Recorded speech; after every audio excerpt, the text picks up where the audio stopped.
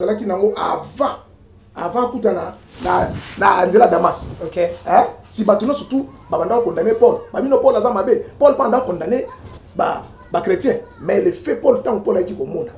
Si Paul a dit au Congo. Paul a dit confirmer on a souka lobi c'est vrai. Paul a dit confirmer. Ne type bango baza. Souka nango ba confirmer, souka nango ba koya. Parce que ba koya awa parce que awa na prière oyo. Awa ezan on est tata Simon Kimba. Donc ba appeler ndo moni baye mais beli bazali. Mais jusque là na prière aux tenga na okana mabona ekomi kamba. Les manitope biloko nini oyezana kamba ce muta komi akokamwa muto aza trop spirituel muto a trop physique teneti côté ya kikeste mais côté pena spirituellement muto akomi kambelo ni koko kamu c'est nous muto que notre père qui pour les trois qui ose aussi on m'a dit que notre père qui ose aussi ça makasi ko leka kena ki ankam ça papati papa ko sala o yo koloba. OK. Papa ko sala o yo koloba. Mais so kotina kilongo koloba te. Ata so kotina kilongo ya ko ebisa o loba o sala ngo pour ça ko ebisa o loba te. O loba te que non avoir ya makasi ya ndenge biso to koloba boite. Ako ebisa o loba tanga na biso kamba notre père en kamba ngana zo mona force en kamba. Ngai na mona force en kamba. Donc kamba so batu mususu wana moni bayaka so moni mutu mususu zo loba ngali kamba en kamba. Na ba marque moko boye. Te ngana zo betolo nde lisolo en kamba. Na o betolo lisolo la ya la personne appelée Simon Kimbangu. Donc on a sanctification on a papa Simon Kimbangu na kilongo. Okomona tata Simon Kimbangu na kilongo. Omoni ndengo vandi awa, soki lelo nzamba lingala kiso makamu na ka corneza ya olala, iyo poser ya kotelema. Akola so décor parce que ndengo mutazana décor à la fois. Ana corps physique na corps spirituel. Corps wana ndezo garder corps o. Mais so lelo kufi corps wana hotelema nango bozo tala pe wana ndengela. Mais bato bazana misu bazo mona. Vous comprenez? Ata tango yo telema wana tanga nzamba fungola ko miso mona mutu mususu pe o mona mutu avandi mozo mona lokola komi mibale. Ça veut donc wana nzamba zo la kiso et donc bato bazana ba mona ngoti. Pour Daniel alobi tanga na mona ki vision wana. Bazala ki bato no stu na ki na bango banda comprendre te. Et baloba ke non na zuli boma. Donc bango bazana nzambe na ba. Mais to démontrer que nzambe wana o ya pyramide maçonnique wana izaki il faut histoire. Parce que pyramide maçonnique en Égypte. Itonamaki na 4e dynastie ya pharaon zalaki wana. Il y a ça qui a la commémoration, il y a trois présidents qui a vaillé. Mais pour kaka yango ezala na méfie et utaki na Tibet c'est l'origine de Mbanzapo parce que tour de Babel ezala na Angola na Mbanzapo. C'est place numéro de Azalaki parce que numéro de fille noire. Donc on démontrer na wana biloko ebele. Ça va ba musulman bo se préparer papa. Na wana biloko ebele. Po ba musulman ba sambela ka noir parce que na kati ya Mecque na cœur ya mec ma fuka mela pierre noire poto ko sala parce que même na kati ya Coran na Bible na quelque part besoin de Ancien Testament poto zo ngaka na kati ya Ancien Testament po bango na Nouveau Testament moi ba lakine ezalaka moi ba doute eza mais tozo ngaka na Ancien Testament parce que poto ko tanga na Ancien Testament to tanga isnani parce que pour la théologie islamique aux appels na nini ya ba branamiste nini rocher nani baba nani e bongo nga bana lemisa kunda makapi bongo Mario William Abraham akunda mape c'est donc ba kunda awo bien ngote ouais Mario William Abraham mais Mario William Abraham akunda ma awo côté a reconnaître mboka na biso ba kunda côté Mario atika testament alors biso ki na kufi fo boke ndokunda na mboka wana mboka oyo à l'époque zai tanga kufi ba américain ba lobi za patrimoine na biso yoko kene na Zaire te mais bazu bilamba prophète Mario William Abraham ba ina ngone église à Regine.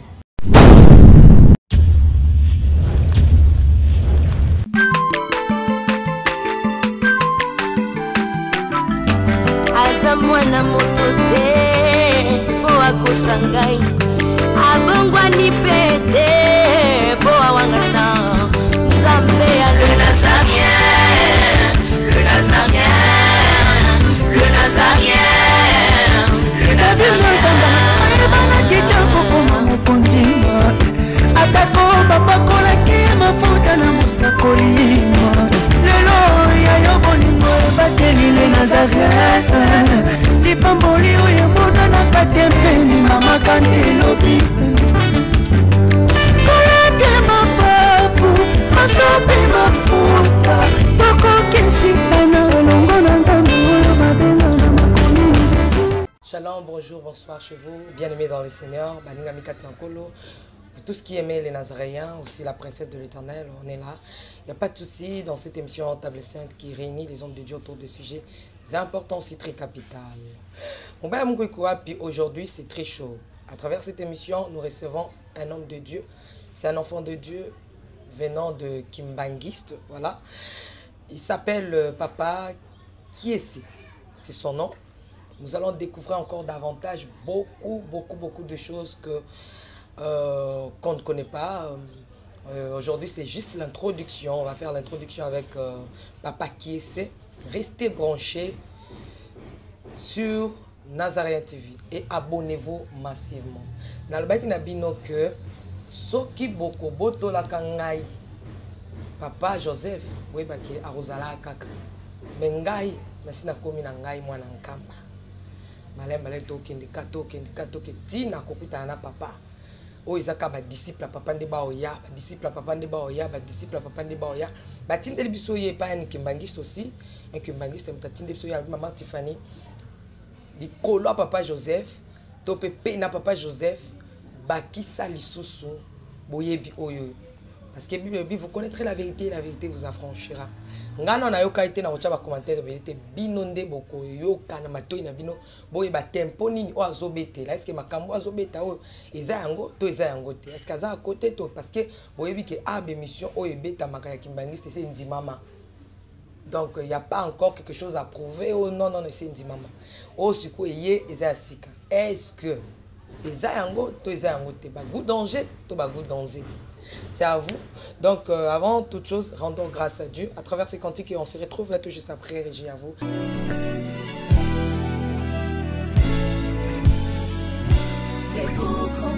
Congo longola loboko na litama bangusa mai na miso tika bisenga senga ya kolula bikolo mosusu pesa Félix Antoine Tshisekedi maboko poto tonga mboka na biso Congo na nzela ya union sacrée na losambo tokolonga. Oh toi qui écoutes la prière, tous les hommes viendront à toi. Ingénieur Edi Kabé à la main de l'Éternel, prions pour ce beau pays et pour le président Félix Saint-Chrétien. Nzambe na Isaac, Nzambe na Jacob, Ozali Nzamba Israël, lelo tokomo yembo Nzamba Congo. Lelo tokomo yembo Nzamba Congo. Peuple croyant docile et social.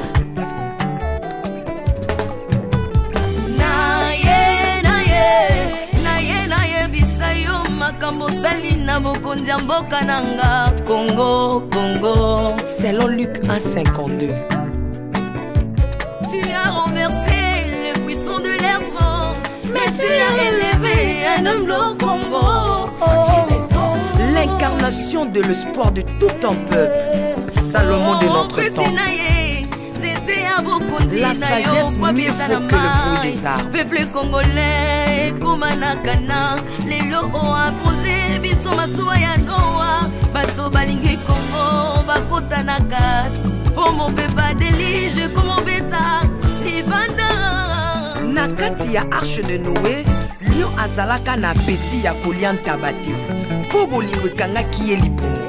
Bolingo ya mboka epesaka place na bangu na te. Pasteur Ami Daniel, ça c'est la sagesse.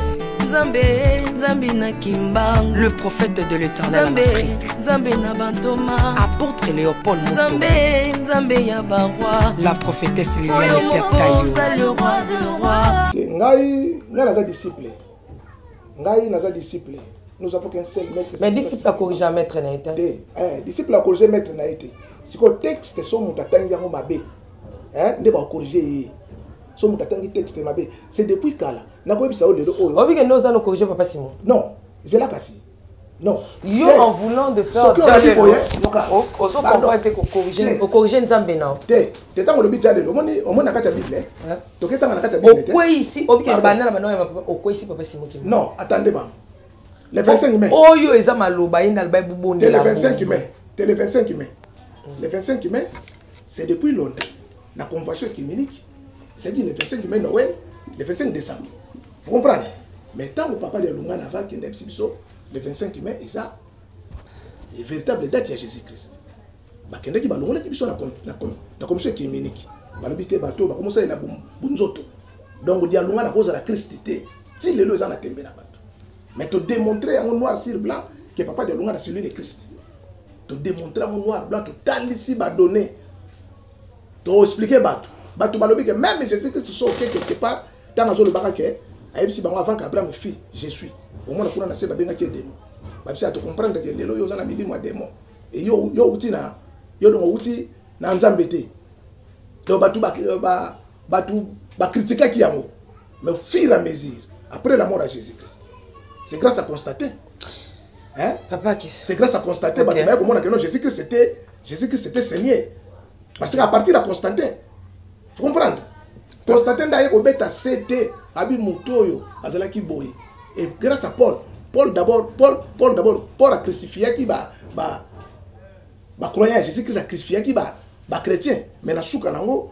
tango yako za fimbu à comprendre que lobia mutoyo to bandaki ko landa mais la discussion au Paul azalaki nango avant kutana na nzela Damas OK hein si batuno surtout babanda condamner Paul babino Paul azama be Paul panda condamner ba chrétien mais le fait Paul tant Paul a dit au monde si Paul a dit au Congo Paul a dit confirmer on a souka lobia c'est vrai Paul a dit confirmer net pe bango baza souka nango ba confirmer souka nango ba koya parce que ba koya awa parce que awa na prière oyo awa ezana honneur ya tata Simon Kimba vous comprenez awa ezana honneur ya tata Simon Kimba awa biso tozo lakisa que tata Simon Kimbangu ndengo sali prière non est-ce que côté déjà na archive kimbaniste tu n'as pas la livre sur ça non ça livre ça livre moi on a ça c'est déjà 200 feuilles livre en comment livre dans le titre dans les Simon Kimbangu le véritable père de Jésus ah au côté ça moi so osenga bachango wapi na bibliothèque kimbaniste ezanga te na bibliothèque kimbaniste omoni yo uti koloba awa papa dangenda lobaki ba kimbaniste mingi bazali banda soki temps ekoki bakosala nini bakoya mais Jésus qui salobi beaucoup sont appelés mais un peu d'Élie ça veut dire donc ba Élie baza comprendre donc ba appeler ndo moni ba ye mais Élie bazali mais jusque là na prière au tenga na okana maboko na ekomi kamba te prière oyo na telengana na ngona maboko te parce que biso toza ba tradition orale ba noir baza ba tradition orale mais au fur et à mesure donc ndanga na ba makomi biso lobi to oleka et otikala ba yo zongela alors tango Paul alobi ke non moto to bomaki awa hein azaki nzambe eloki nzambe yango wana babi Paul azui liboma po ba komi insuffisance mentale Paul a komi détraqué balobaki le makambo bilé mais Paul alandaki yango te Paul asalaki o batindaki banda na prière papa kisi ça na tanga mike ça veut dire quoi donc ça veut dire te ça mabete bon mami soute te lote voilà pour te compter aujourd'hui. Voici donc comment nous devons prier maintenant. OK. Oh, nous devons maintenant. Sikoyo. Eza ko imposer ba totonde. Te. Ka toi tu dis non ka. Voici comment nous devons prier maintenant. Oza ko imposer tozo senga ba to commencer même. Te ba zo senga ba to iloko ni donc wana so donc to bando senga bino. Ça veut dire comment négociation dans un imposé ba te na imposé ba tutenga na ibisinde ba donc muto osala ngwaza libre osala ngote il laisse notre père qui est en camp que ton nom mpona en camp représentant pour papa Simon qui manga botama en camp te parce que tant on va notre père qui est en camp bon papa Simon manga bima ki wapi papa Simon manga bima na camp ça les plus anciens te on a tout ni kamba et le belakoni Nkambe eza nouvelle eza ville sainte eza nouvelle Jérusalem eza lié au nzamba bandaki masolo na ye tant bazo benga ngo Sion pour Sion c'était en hébreu bien peut-être non to que non dans une prière notre décortiquer en Sion ba élément ni to pe biloko ni o eza na kamba ce muta komi ko kamwa muto aza trop spirituel muto a trop physique teneti côté architecte mais côté pendant spirituellement muto a komi kambelo ni ko kamwa c'est nous que notre père qui pour la toi qui aussi on m'a dit que notre père qui aussi c'est ma casse ko le na qui en kamba vague parce que kuna bazo ba Dieu créer le ciel parce que les cieux lorsque ton le ciel ils ont la pluriel il y a un Dieu créer le ciel il y en a même les appels nous se zara nzambe il y en a que lorsque tu le ciel on dit que muto azali kolo c'est le supérieur qui domine non là on dit que notre père qui est aussi aza invisible, 2 aza visible, 3 azo dominer. A dominer l'icolo. Lorsque on a dominé l'icolo, c'est qu'on a dominé assez. Te alobi boye. Na Genèse 18. Na Genèse 18, 21. Nzamba alobi, Nzamba kutani, d'abord, tobeno donc Genèse 18, verset 1. Balobi, Abraham avandaki devant Ndakunaye, vers midi, pendant la chaleur du jour. Il leva les yeux, amoni mutumoko. Aboki misu bamoni 3 personnes. Abraham ayambi bango parce que amona ka bango déjà na ndoto, amona ka déjà na ndoto. Tanga amoni babi aboya bovanda. Tango bandi ko solo lani. Si ba se présenter ki que non, muto oyo donc le plus faible se présenter que Zanzambe. Abengi Seigneur. Botango bandi ko kende na Sodome alobini. Na yokaki bayaki ko yebisanga so za na mutanga. Na yokaki bayaki ko yebisanga makelele mutaki na Sodome. Bayaki ko yebisanga siko nazokende natala. Soki eza bongo ndenge bayetsaki na tuka na koboma. Soki eza bongo te tokotala ndenge nini tokosala. Po adala Abraham ndosala faveur, ndosala intervention. Yande ko na ye. Mais Nzamba alobi kuna kaka na kata Genèse so donc tozongi na Genèse 2 8 à 10.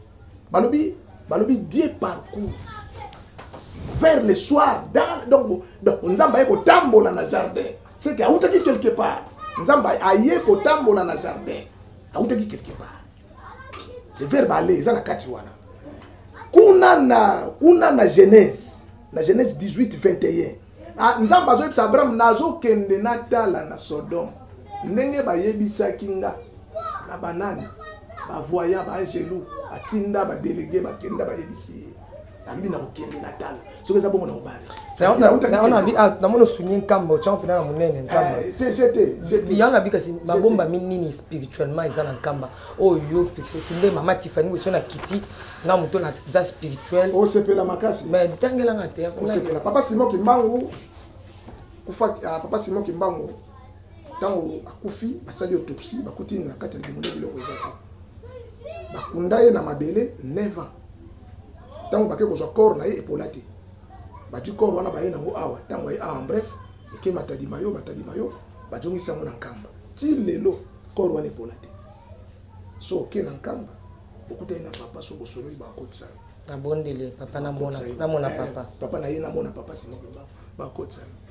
Ayi sanga tenga ngamo si ya papa Simon Kimbangu. Nkambe za awa kasi yako yebiso mais corps na ye po mona ngo. Papa Simon Kimbangu vivant na deux biloko à la fois parce que papa Simon Kimbangu de son vivant. D'ailleurs papa Simon Kimbangu aza okufana mu corps vivant. Na bo moi parce que balobi podon alobi azo omniprésent et omniscient. Na lobi ayo boya ngocha. Te kana tango lobi na boya ki amote. Mais tu point no so boya za. Au contraire. Te azo omnipotent, omniprésent. Ça présence na ye. Yo zozo ekana kota omniprésent mais omniscient. Te omniscient za ye, nyoso tu za très Simon Kimbangu. Ça cause ne peut notre mais tango kaka kiti na se ala tanzoto ya bato. Aza na lié moko. Donc na on a nzoto na wana. Yango ikamusanga. Te corps o na batika na 21 parce que corps o faut lemba. Il faut atika mo po ala ta corps nsusu.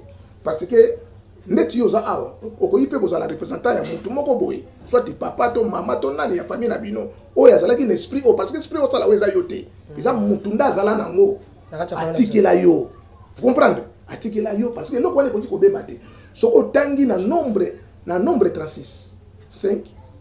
Otangi nombre mobimba balobi eza na héritage moko te ya bana Israël et okende na libota mosusu te. Héritage ya famille wana faut etika la kana. Ya pas nzota papa Simon Kimbangu. Donc nzota papa Simon na Kilongo. Na kata Kilongo. Parce que il y avait 36 délégations à Basava. Ba uta na monde par-ci par-là. Kaka pona corps wana. Tango bakomi ba mona corps. Ti le ba étudiant te. Ba le ti le zaka na étude. Tango bakomi ba lobite muto alale ezayi mo nzambe. Na 1921 entre le palais du peuple na RTNC, ils allaient ancien cimetière. Ils allaient déjà plein à 21. Ba mindele ba komi na ba Simon Kimbangu. Ba longoli croix ba bi yebisa biso muto kombo na enani. Abotama mu colonie na kufa mu colonie. 50 ans muto wana depuis akufa kasi Simon Kimbangu na musa muto. Azongi sena bomoi. Salema. Et Salema awa na palais du peuple, entre le palais du peuple et RTNC, c'est l'ancien cimetière na 1921. Kamwana zobeta yo mo bakisi yo. Te tuna kasi yo. D'abord ngana yo chercher na makasi kuto ezayo. Po yo zo ba donner belé. Ngaka boya pe ko zo ba donner pa na ope ko na banda pe ko décortiquer. D'abord Simon Kimbangu azongisa mutakufa. Azongisa 50 ans na mabela la musi. Ba mindele bakini. Alinga pusa na bo ba mindele babite. mutu eza ye moko nzamba ye ko visiter banwa parce que pourquoi pour l'histoire de tata Simon qui m'a betamité ngai na tidie mingi na ba témoin de Jéhovah nazui l'histoire ya Charles Tanzer Russell nenga botamaka na bana na ye tout nazana ngona mutu même nazana brochure te na obetango nazui l'histoire ya ba Marquis Gervais un héros jamaïcain na vandi na ngoti nazui l'histoire ya bouddhisme nazui ti na vandi na ngombe na bi na mizima pozu na ko betela yo l'histoire c'est ba chelo mizima moko yaka na ye na ko betela ke na ko démontrer que no sambela ka Simon Kimbangu pesa rendez-vous na ko démontrer ka sambela ka Simon Kimbangu sikoyo poto kende kaka na eloko oyo o démontrer ba mizima ki basambela ka Simon Kimbangu ça veut dire il faut pas changer prière wana basambela il faut pas sambela ka notre père en kamba Simon Kimbangu kiangani bon na kamba pa nzoto na kilongo na mona suni sainteté za na kati en kamba yo sakana te maman d'ailleurs tant que yo kutana na papa et tant que homme dédié hein tant que pour nenga yoza awa yoza déjà homme public yoza différent na batu oyo bazana obongo pour élève non faut que nembala moko ya ba mususu wane ozala camoufler vous comprenez mais so yo komi na kamba papa oyambo différent yo moko omona et puis à ko démontrer et puis à ko talisa yo qui est tata Simon donc ngai muto na yambio na zanani et na kilongo pe na kokoti so kuneza nini po tata Simon nganga lo bibo oyo amoni ke nkambe za na eloko te aya awa ça veut dire la ça qui déjà défiwa mais tant à côté yo moko dossier l'esprit wana yo mona tant yo kokende kuna ni akola kisayo pourquoi après si yo temps yo sangisa batu na ye chaque chose a son temps vous comprendre mais bato bakota kuna penete na kilongo basolo la pena papa Simon Kimbangu wana wazana te bato o bakota kana kilongo mutu na mutu azala likambo na ye yo o solo la na bato wana o solo la te kaka yo moko tango yo kokende oko yo ndo yekisa papati papa ko sala o yo koloba OK papa ko sala o yo koloba mais soko tina kilongo koloba te ata soko tina kilongo ya ko yebisa o loba o sala ngo posa ko yebisa o loba te o loba te ke non avoir ya makasi ya ndenge biso to koloba boy te ako yebisa o loba tanga na biso kamba notre père en kamba ngana zo mona force en kamba ngai na mona force en kamba donc kamba so batu mususu wana moni bayaka so moni mutu mususu azo loba kali kamba en kamba na ba marque moko boy te ngana zo betolo nde lisolo en kamba na o betolo lisolo la ya la personne appelée Simon Kimbangu donc pour to mona sanctification to mona papa Simon Kimbangu na kilongo okomona tata Simon Kimbangu na kilongo omoni ndengo vandi awa soki lelo nzamba lingala kisoma kamumona ka corneza ya olala iyo posa ya kotelema akola so décor parce que nenga mutazana décor à la fois ana corps physique na corps spirituel corps wana ndezo garder corps o mais so lelo kufi corps wana hotelema nango bozo tala pe wana nengela mais bato bazana misu bazo mona vous comprenez ata tango hotelema wana tango nzamba fungola ko miso mona mutu mususu pe o mona mutu avandi mozo mona lokola komi mibale ça veut donc wana nzamba zo la kiso et donc bato bazana ba mona ngoti pour Daniel alobi tango na mona ki vision wana bazala ki bato no stuna ki na bango banda comprendre et baloba que non na juli boma na komi de traquer voilà papa to ngana nkamba to que ton nom soit sanctifié kombo na yende kinisa bon papa Simon Kimbangu azanga kombo misana papa Simon Kimbangu Kiangani kombo nini oyo za possible ça et ça veut dire quoi Kiangani ndeti makambo to so sala ayo ya biso déjà omona ngato ye awa ya bato yo za na bato yangani ya nzamba pesi yo donc il faut Kiangani ezala awa parce que bato so kombo ni ozo senge bulisa mana lo sambo donc Simon Kimbangu parce que Kiangani eza référence na ye tant benga par exemple papa Kiese so na mi carte de lecteur ba otala Kester Agramatos comprendre ça veut dire faut la compléter ngo pour ça kombo nanga donc kombo wana ndeso sin omoni lelo oso ebisi mutu ebisi signification Agramatos oui Agramatos eza na hébreu eza ça veut dire mutu atangi te mazana mayele ya nzambe azana mayele et pas démontrer batu ba okamo yo tangate oui te ça veut dire omoni na bisoti tango bazolo ba que non parce que pour na biso mutu fatanga faut azala ba docteur à thèse faut azala na ba niveau wana o bango ba au-dessous de mêlée Jésus Christ tango bakuti azo tanga ba comprendre de bango ba lobi même mutu c'est un bourrique ba benga ki Agramatos voilà papa petimbisa ngana olobi ke kombo za na possible sa mezali Kiangani Simon Kimbangu Kiangani pondeko poso do tolobi so che bon se falo cha keteno falo cha keteno keteno soit sanctifié te ke ba comment misatu so comme misatu comme prière keteno soit mais kasi c'est pour tirer te même mutu pas na kombo moko tende tinga na za na kombo akiese utuyindu la Kester kasi yo che moko na tunyo kombo ni oza na possible sa mayolo bi nyonso ka wana nyonso misato nyonso wana mais kasi yo potiere fallait que tes non dans la pluriel il fallait à ton nom ok problème exacté wana montenso non tant que tant omoni donc omoni na lettre hein quel que soit les lettres quel que soit les donc l'erreur il y a orthographe hein mais fondé batalaka vous comprenez donc l'objectif ndé on était à maman déjà faut via na papa ok kasi ton reine a été déjà venu en Kamba reine tant on le la reine yo zo mona neti nini ya la Kamba pouvoir déjà na Kamba pouvoir bien sur mona oyo izaka na Kamba te kokema ma pouvoir te ok monsieur te bena te yo zo tuna nga question yana bi que ton ça calme yo zo tuna nga question na calme parce que ce que yo ça est-ce que donc tout définir pouvoir on est à pouvoir ni ya on a tunyo pouvoir ni o reine ni na tuni clair reine ni oyo zolobela kiza na Kamba oiza na Kamba papa Simon Kimbangu ayaki na trois objectifs ayaki na pouvoir politique pouvoir économique et pouvoir scientifique comprendre donc biloko nous connaissons papa Simon Kimbangu yango balobi hein donc pouvoir na yo ya donc pouvoir on a tous les trois pouvoirs wana scientifique économique na ah lobby ton reine a été déjà venu beaucoup njana c'est ça déjà et il y a déjà pas dans Kamba il va dans Kamba ça pourquoi ni biso tonyo kama te biso tozonyo kama pourquoi ah loko ça dans Kamba nizo sepela te biso donc tozonyo kama pourquoi tozongi na Psaume 106 verset 21 balobi batu babosani nzambe oya sauvaki bango hein na buwumbu bazalaki na en Égypte. C'est Tata Simon qui m'a dit sauver bateau nyonso do mona oyo Tata Simon qui m'a dit sauver yango parce que c'est les seuls moto banda qui menace na bandeli pour le donc to comme un état indépendant c'est Tata Simon qui m'a Tata Simon qui m'a lobi mutu mwinda akoma mundele akoma mutu mwinda c'est Tata Simon qui m'a Tata Simon qui m'a wazu ba konzi bazala awa mema bango akotsa bango na maya nkamba basukula na kwelo photo ba kizenga ba kamitatu ba Lumumba banani oyo bakena na nkamba kosokola mai na nkamba.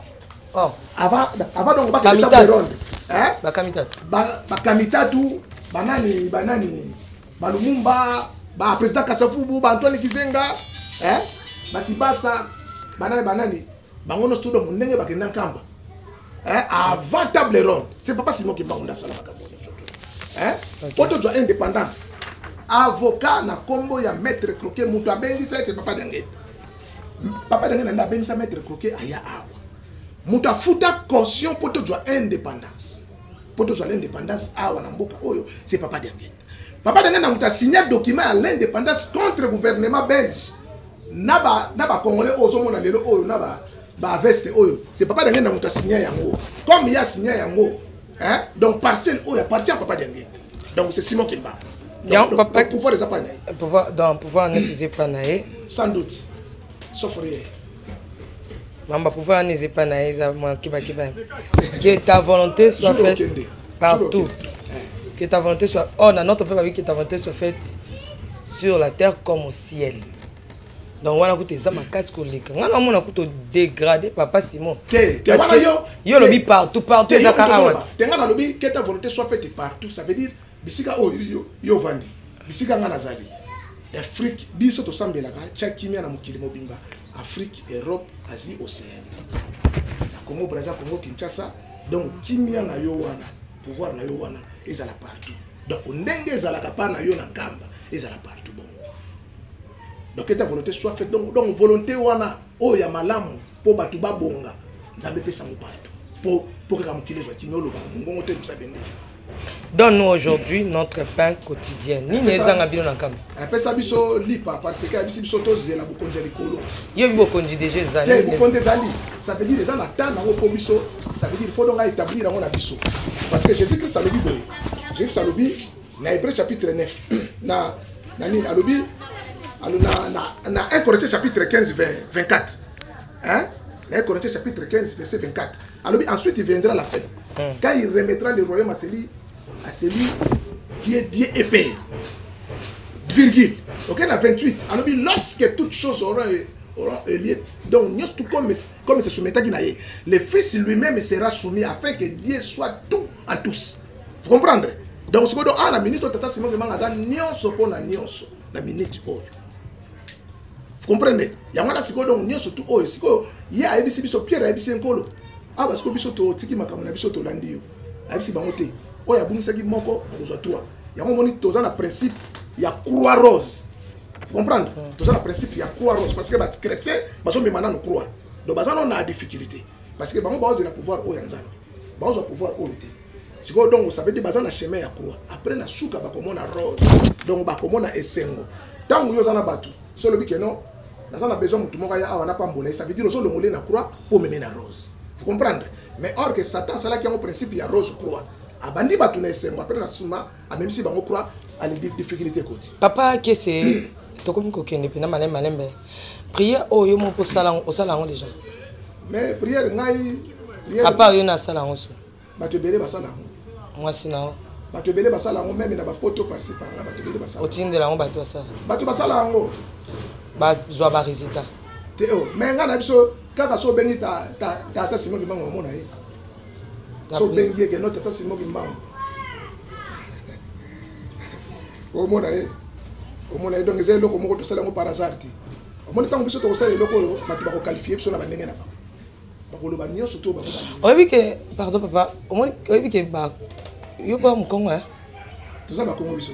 Voilà, o bi ke comme papa Simon Kimbango et comme kota mingi na bo bondo kime bazo na mimsoni time ba komo zo ba kenango ba kota na mabe mingi te batu bazo kota ngo na mabe omoni oka banganga to bazaka ba kote na bino wana ba te ngai ngunza ba non nga choix to za ba Congo po to za ba peuple Congo hein to za ba Congo po to za ba peuple Congo. Moi je suis des bandits.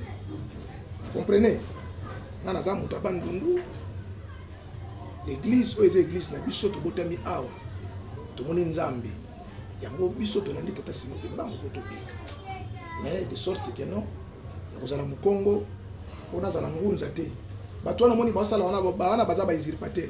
Et puis ba yebi tata Simon Kimbango. Basala ngo ka basala. Ba yebi tata Simon Kimbango. Tata Simon Kimbango zala bato na yaki na bango. Pour ba défendre, pour ba loba, pour basala solo. Papa, qu'est-ce que c'est qui juste l'introduction?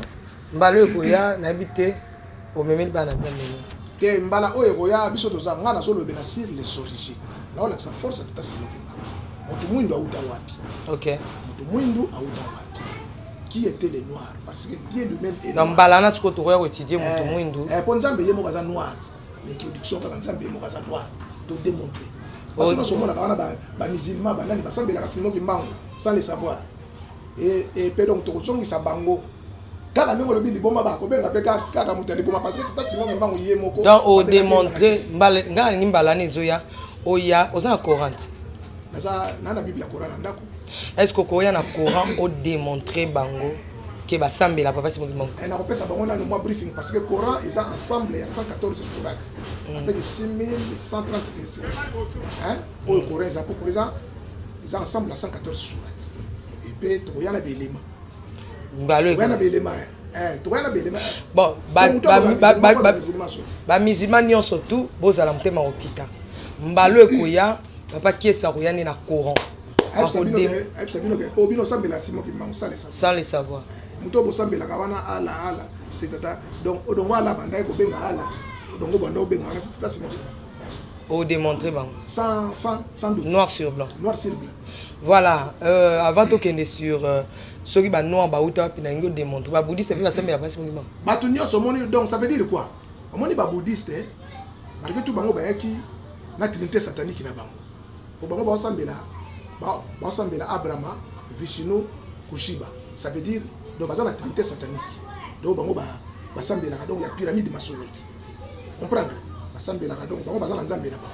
Mais to démontrer que nzambe wana o ya pyramide maçonnique wana izaki il faut histoire.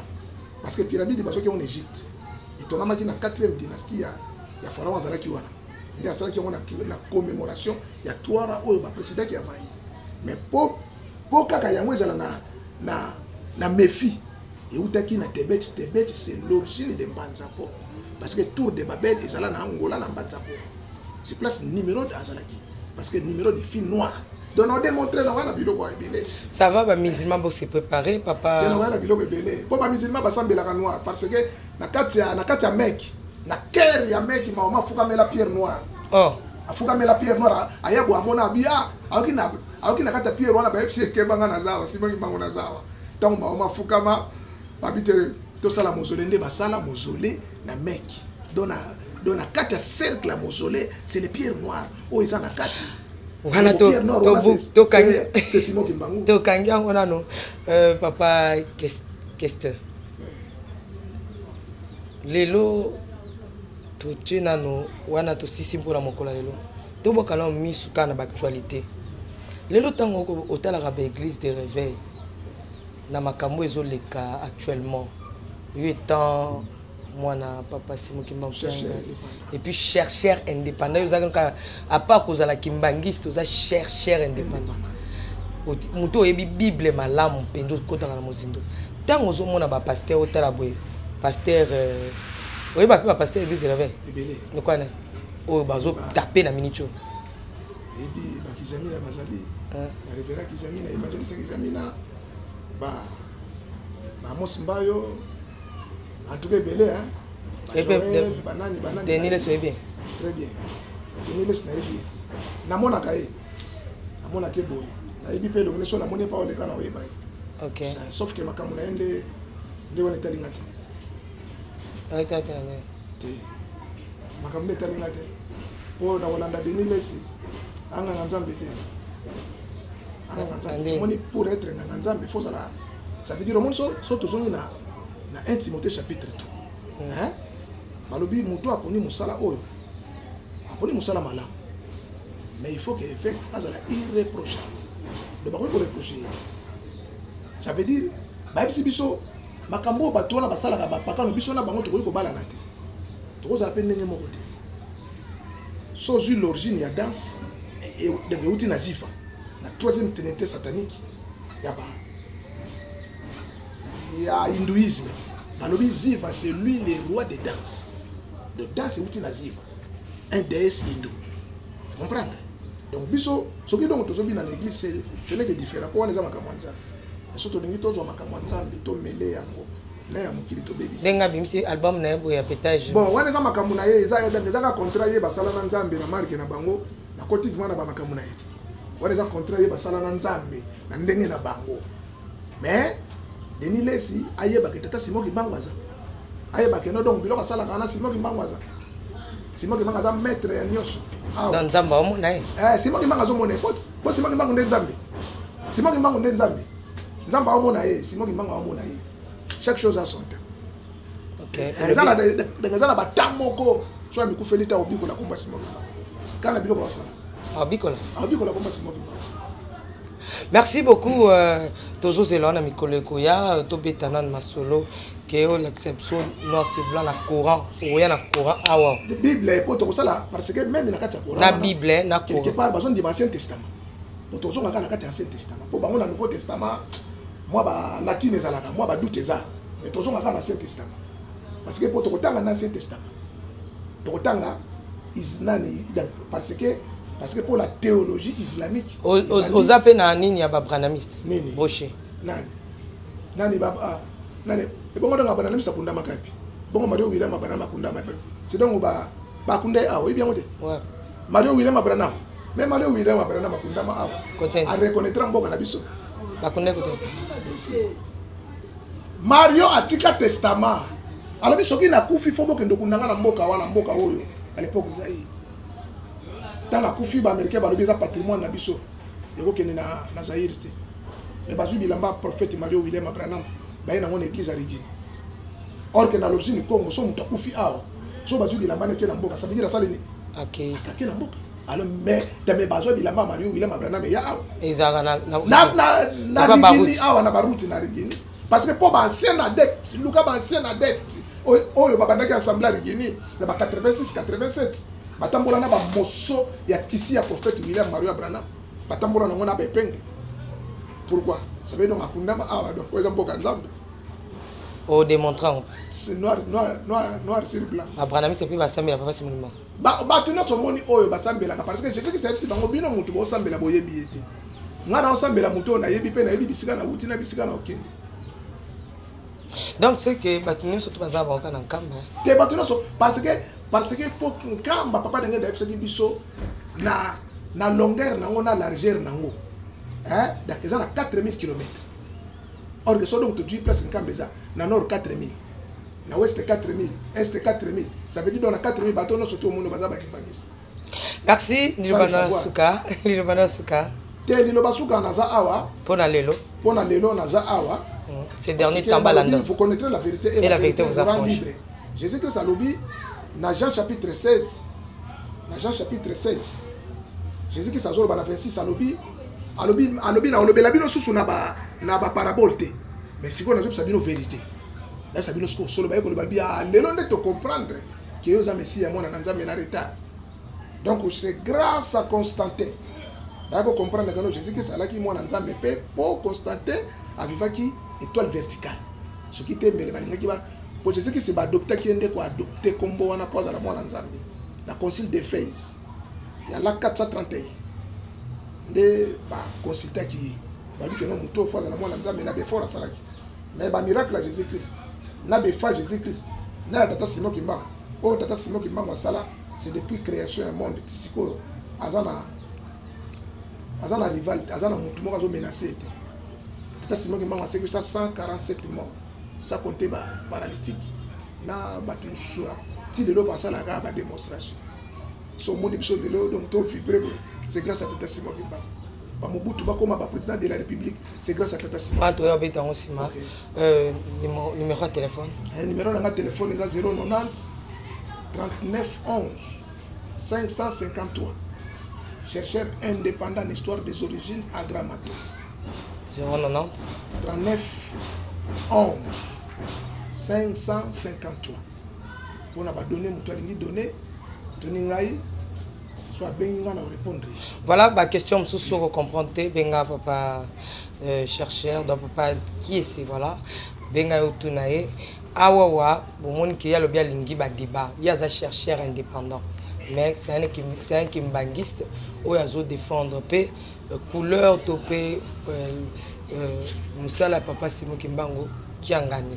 Alors quant à nous toi merci boye ba déjà ki ba débat kozala ezate makambo ko maboya débat ya koyana papa Simon Kimbango qui a gagné disons na courant débé ko salema awa c'est que ba misima so ba moni ke eza bongo te ba ko luka ba ya tant ba ko ya to boyo communauté na bata quartier to sala mata libande na bata quartier ba ya na bata quartier ba ya. Merci beaucoup, restez branchés, ciao. So pour beta en plein air gayo te nga na plein air note bon c'est le moi poser faut pas boza poser bo sala on a bisika poser so ende yindi to bimi libande kasi ko yo sentir que no makambo pe bandaki o sentir que no pe makambo bandaki te non sentir ko sentir makambo bandaki pour nganya stu na oya nango c'est pour que muto a contredire da poto beta nzoto donc yo ya pour muta contredire mais pour muta contredire poto beta nzoto voilà toujours aux autres défendre kaka papa Simon Kimbango c'est lui et bosale wapi bandaka la wana papa Simon Kimbango c'est lui ezala mutu mususu te parce que ba koko na biso kala bando sambe la pierre noire astéroïde. Les pierres noires, c'est Tata Simon Kimbango. Merci. Ciao. Démontrez, Kazi. Au moment Jésus-Christ a changé Pierre comme beauté. Abenga qui est dans mon camboka na bango. Abse yo Pierre, na hébreu. Abse nga na obengo na mon camboka na bengi est Cephas. A changé qui comme beauté. Parce que donc pour Pierre qui signifie Cephas. Donc na araméen Cephas, na hébreu Pierre, na nini, na donc que fini Pierre. Or que Pierre noir, hein? Or que Pierre wana, Pierre na lingala libanga, hein? Tango po donc na ba hébreu ba benja mo Simeon, ba grec ba benja mo Simon, na français Pierre. Vous comprenez? Mais Mahomet amonaka Pierre noir, afuka maka liboso ya Pierre. Tango papa Kimbango aye tango bazo baptiser ye na rivière Tombe ipai tango bazo baptiser na rivière Tombe bapesi kombo ya Simon. Ça veut dire Pierre. Tu comprends? Pierre o basambela yeyo. Simon Kimbangu. Merci beaucoup. Tokutana mikolo ekoya na sujet munene sur le musulman. Dieu noir. Dieu noir. Donc bazo sambela Dieu noir. Basambela wandi papa Simon Kimbangu kiangani. Baeba andeti. Na ba catholique. Question na ba catholique. Donc bango no soto moni wana basambela ka. Teto sasa na bana musulman. Te bango no ça veut dire na débat il faut joba. Bango nyos. Au 5 sabango. Donc c'est que toya na courant. Toya ta 7. Baya bango nyos. Na ba témoin de Jéhovah baya. Merci. Boyoki message. Ciao.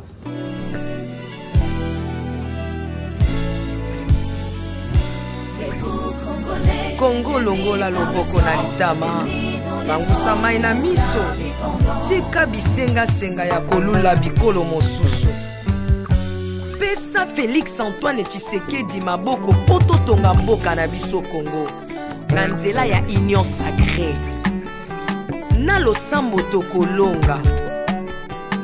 Oh toi qui écoutes la prière, tous les hommes viendront à toi. Ingénieur Edi Kabé à la main de l'Éternel, prions pour ce beau pays et pour le président Félix Saint-Chrétien. Nzambe, Nzambe na Isaac, Nzambe, Nzambe na Jacob, Ozali, Nzamba Israël, lelo tokomo yembo Nzamba Congo. RDC, Noka, lelo tokomo yembo Nzamba Congo. Peuple croyant docile et social.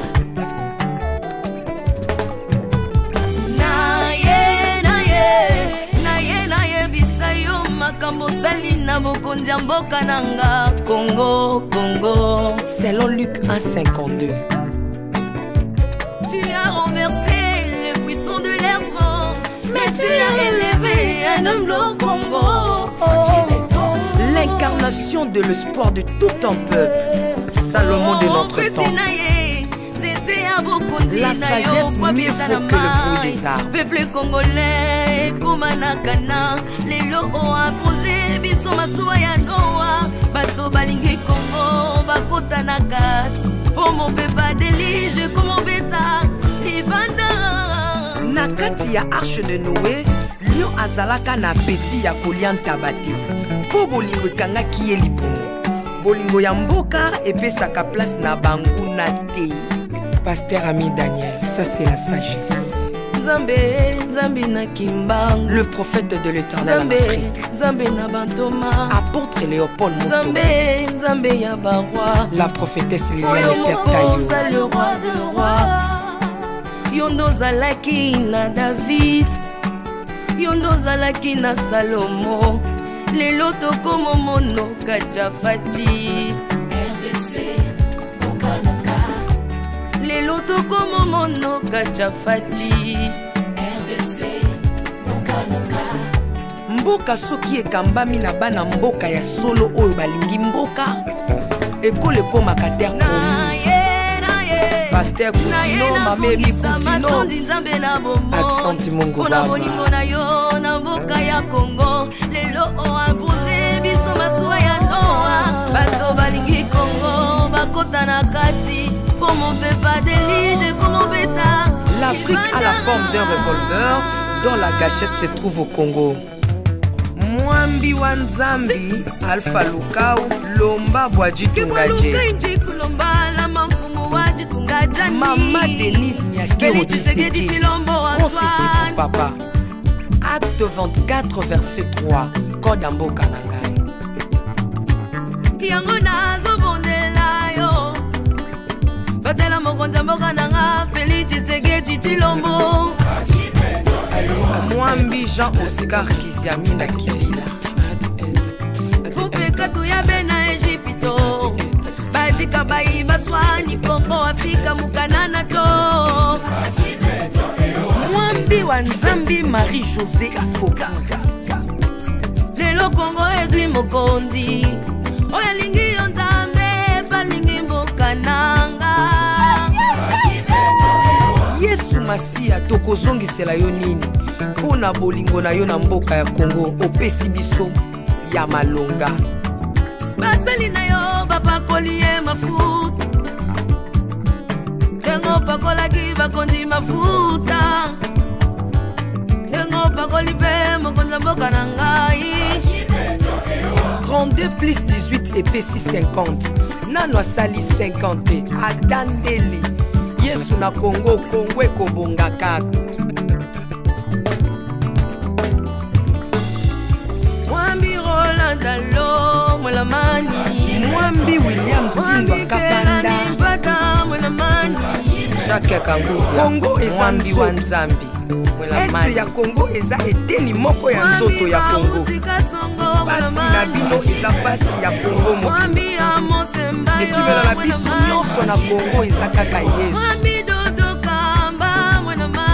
mwambi gedeon lumana mwambi françois mutombo voici l'homme mwena mani mpona bokonzi kongo azwi na union afrika yaka to celebre okoki kozala na tendance na yo kasi oyo eza likambo ya mabele celebre mwambi godempo mwambi tambuluko mwambi jean bosco kindomba israel lamani le pasteur Freddy Odiembo. Voici comment l'Éternel a tendu sa main dans mon pays en nous donnant ses bons présidents Félix Tshisekedi. Le Congo doit changer parce que vous avez un beau pays et je vous fais le serment que d'ici la fin de mon mandat, vous allez voir un Congo nouveau.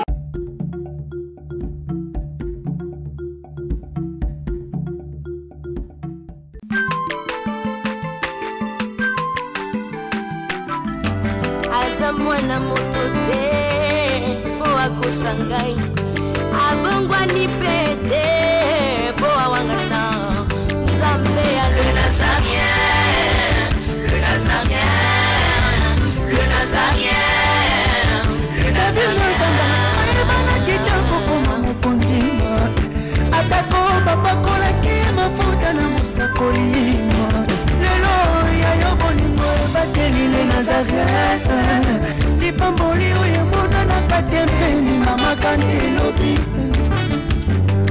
kolapie mapapu masope mafuta tokokesikana longo na nzambe oyo babenga na makomi